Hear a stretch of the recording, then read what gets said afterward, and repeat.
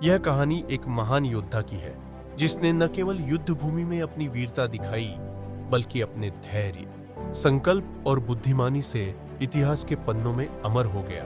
विषय अजेय योद्धा वीर प्रताप।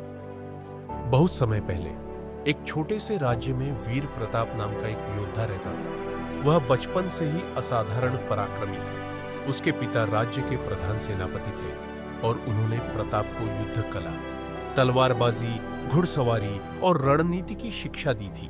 जब पड़ोसी राज्य के क्रूर राजा विकराल ने उनके राज्य पर आक्रमण किया तो राजा की सेना घबरा गई। विकराल की सेना बड़ी थी और कई युद्धों में विजय प्राप्त कर चुकी थी, लेकिन प्रताप ने हार नहीं मानी। उसने अपने कुछ विश्वसनीय साथियों के साथ मिलकर एक रणनीति बनाई।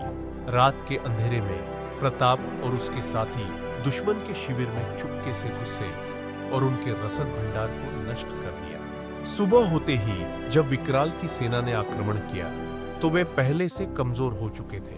प्रताप और उसकी सेना ने पूरी ताकत से युद्ध किया। प्रताप की तलवार बिजली की तरह चली। उसकी रणनीति चतुराई भरी थी और उसकी सेना को उसकी वीरता ने प्रेरित किया। आखिरकार विकराल की सेना हार मानकर भाग गई। राजा ने वीर प्रताप को राज्य का प्रधान सेनापति बना दिया और वह पूरे जीवन अपने लोगों की रक्षा करता रहा। उसकी बहादुरी और न्यायप्रियता की कहानियां पीढ़ियों तक सुनाई जाती रही। शब्दों में शिक्षा को किससे है।